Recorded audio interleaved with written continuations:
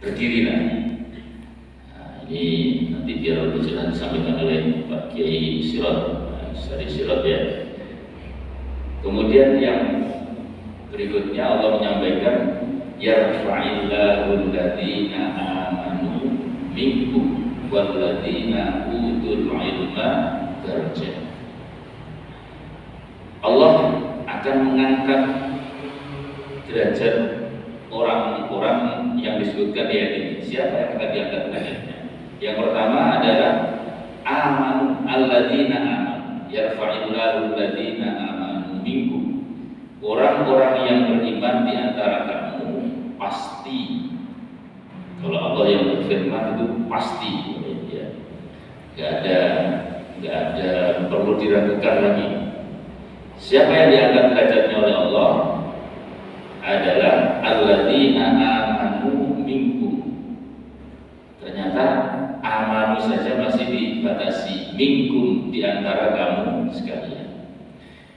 Walladzina utul ilma darajat, dan orang-orang yang diberi ilmu oleh Allah. Jadi dua orang yang akan diangkat derajatnya oleh Allah. Satu, orang yang berilmu, orang yang beriman, dan yang kedua adalah orang yang berilmu. Wallahu bima ta'maluna khabir, dan Allah itu sangat teliti terhadap apa yang kamu kerjakan. Saya ingin fokus di dua hal ini, Bapak Ibu. Jadi Allah menjamin orang yang beriman dan orang yang berilmu itu akan diangkat derajatnya oleh Allah.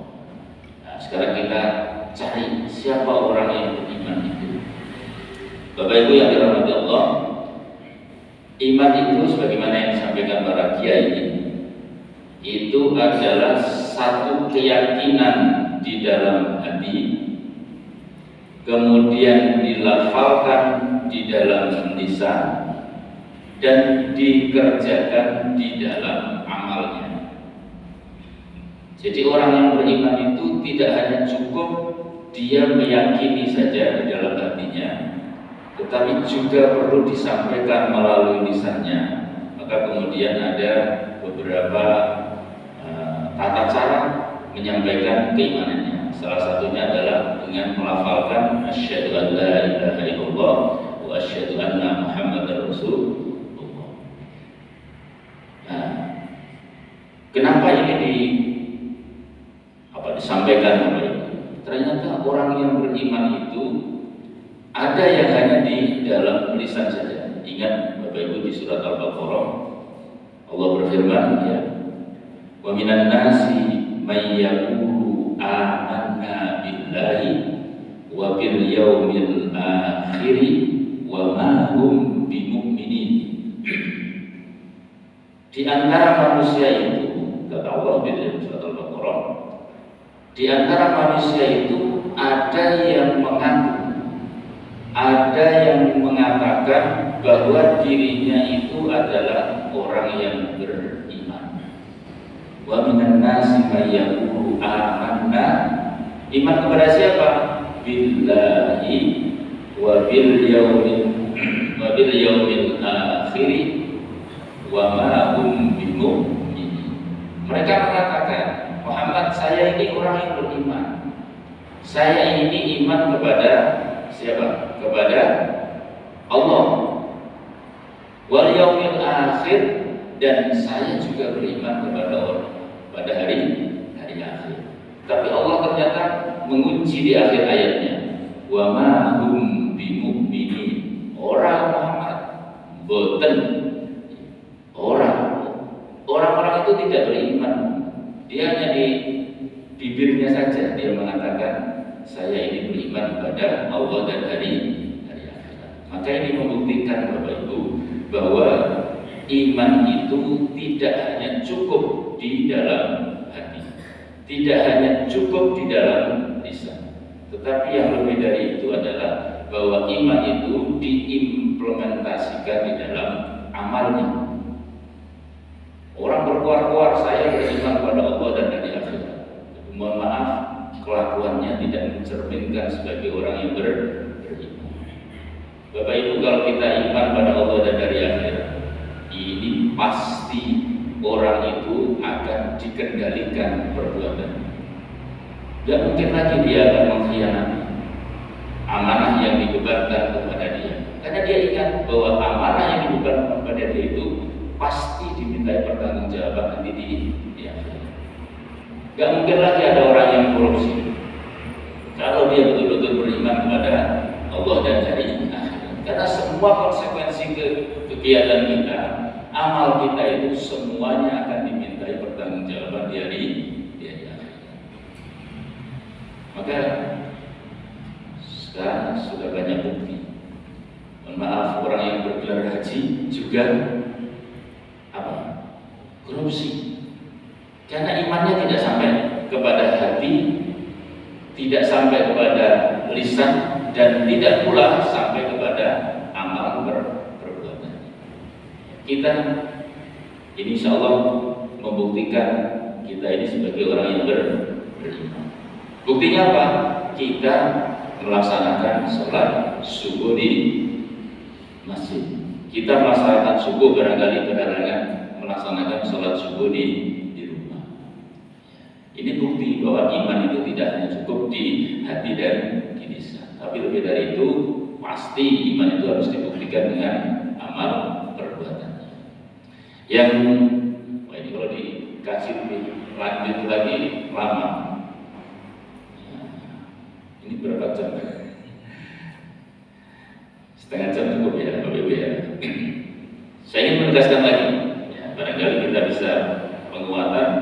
Makanya Allah di ayat lain menegaskan, orang cukup dengan mengatakan lisanmu saja untuk mengatakan saya beriman. Pasti Allah akan menguji dengan keimananmu itu. Oh, enggak mungkin dibiarkan oleh Allah. Pasti Allah akan menguji. Seberapa kuat imanmu, seberapa jauh keimananmu itu, pasti Allah akan menguji. Ujian melalui sakit, ujian melalui kesempitan rezeki. Ini ujian buat kita, mengetes seberapa kuat iman kita, seberapa nyantolnya iman itu pada diri kita. Allah pasti menguji.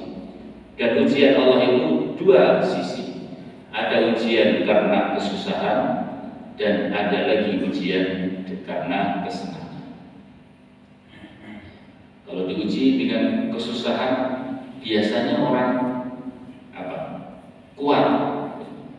Jika rezeki agak sempit sedikit, yang dulunya jualan laris, kemudian saat ini berkurang larisnya, insya Allah dia tambah rajin sholatnya, insya Allah. Tapi ada juga yang sebaliknya. Yang banyak orang keseleo itu kalau diuji dengan kesenangan, diujuk kalau orang Jawa. Sholatnya rapatnya rajin, tapi rezekinya lancar. Sholatnya Senin Kamis barangkali, atau bahkan hanya 2 kali setahun, tapi rezekinya lancar. Dia merasa, alah, aku gini aja sudah rezekiku banyak.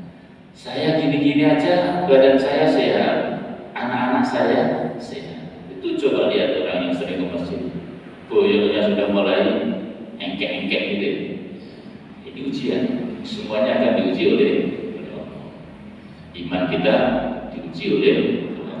Dan yakin kalau iman kita benar, iman kita sesuai apa yang dituntutkan oleh Allah dan Rasulnya, pasti kita akan diangkat derajatnya oleh Allah. Yang kedua, Bapak Ibu, siapa yang diangkat derajatnya oleh Allah adalah orang yang dianugerahi ilmu. Walladzina utul ilma darajat. Orang yang diberi ilmu. Bapak Ibu yang dirahmati Allah, ilmu itu banyak. Dan ini sudah disampaikan oleh Allah, wa 'allama Adamal asma'a kullaha. Saya sudah menyampaikan ilmu itu kepada Adam secara keseluruhan. Nah, betul bisa tangkap kita. Kira-kira otak Adam itu seperti apa? Kok bisa menerima ilmu yang kata Allah kullah? Betul bisa tangkap, itu kekuasaan Allah. Kalau Allah sudah menghendaki, tidak ada masalah. Saya kemarin di perjalanan itu Mekah ke Jogja, saya bertiga dengan ustaz-ustaz, saya godai di mobil itu. Ketika kita makan, Bapak Ibu ya, di contoh saja biar kita ini merenung yang aneh-aneh. Kita makan Bapak Ibu, saya bertanya, yang ngajari orang-orang tua dulu kita itu siapa? Kok kalau masak itu, ini dicampur ini, itu pas dengan bumbunya menu ini. Kalau masak tongseng, itu bumbunya ini. Kalau masak gulai, bumbunya ini. Siapa yang ngajari orang tua kita? Apakah mereka juga melakukan trial and error misalnya? Oh, ini cocoknya tapi ini. Ibu mungkin nggak pernah menyadari siapa yang ngajari dulu. Orang tua dulu siapa yang ngajari? Akhirnya ada salah satu ustaz di mobil itu menceritakan, barangkali itu yang disebutkan Al-Quran, wa'allama Adama al-asma'. Ini ilmu. Bapak Ibu yang dirahmati Allah, ilmu itu luas. Saya ingin menekankan di sini ilmu sholat, ya, karena ini kita masih untuk sholat subuh. Sholat kita ini Bapak Ibu, ya, ini contoh saja ya, sudah benar atau belum? Ya. Kadang-kadang kita ini sholat kan hanya ikut-ikutan saja, ya, terutama yang jadi imam, ya, jadi imam. Jadi imam itu Bapak Ibu, Nabi mengatakan ayyukum ma'aqra'u.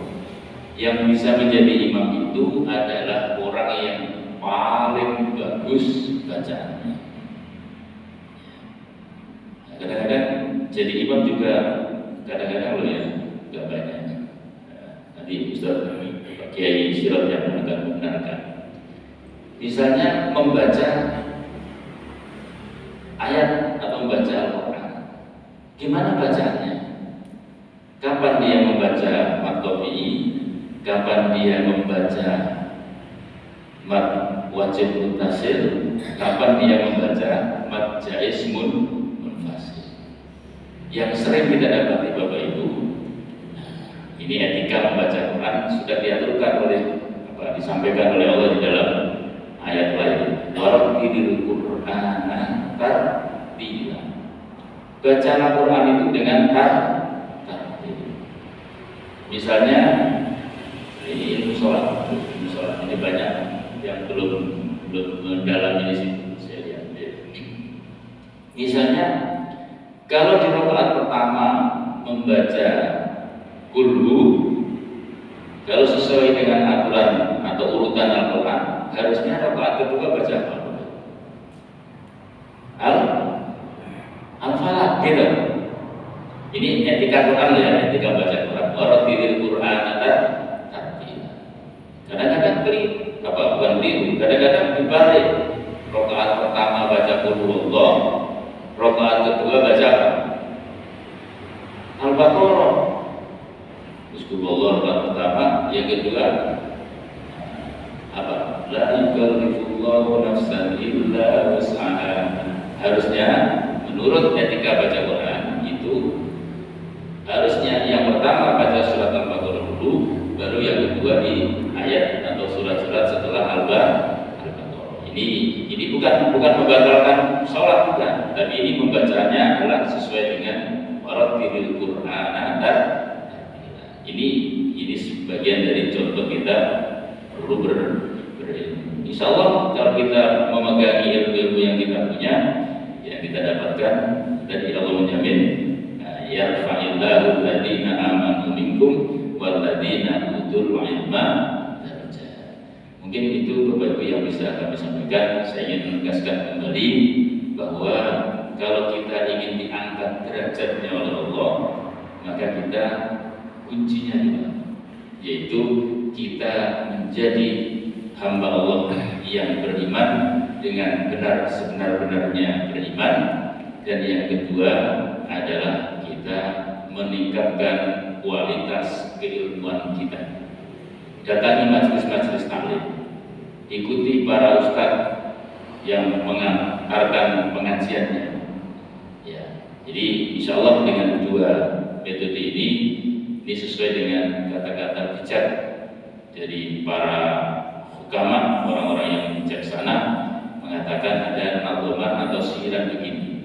Hayatul fata wallahi bil ilmi wat tuqa idza lam yakuna la'tibara lidati. Ini sebenarnya pesannya untuk adik-adik yang masih remaja.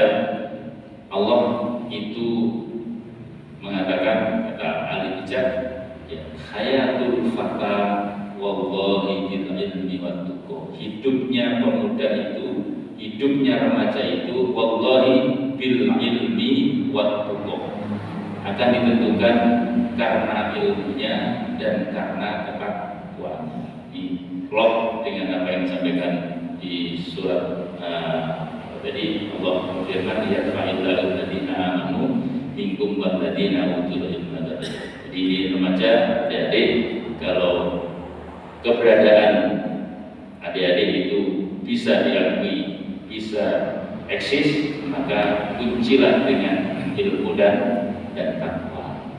Dan dilanjutkan di sihiran tadi, di nadhaman tadi, mahfudzah tadi, idza lam yakuna la'tibara lidati. Jika pemuda itu tidak punya iman dan takwa, maka keberadaannya dianggap tidak ada. Wujuduhu ka'adamihi, adanya seperti tidak ada. Kalau adik-adik ini punya ilmu dan takwa, maka insya Allah eksistensi adik-adik akan diakui oleh semua. Barangkali itu Bapak Ibu, sekali lagi mohon maaf, barangkali ada hal-hal yang tidak berkenan. Mudah-mudahan apa yang saya sampaikan ini ada manfaatnya. Qul qouli hadza astaghfirullah li wa lakum wa ala bisawab. Assalamualaikum warahmatullahi wabarakatuh.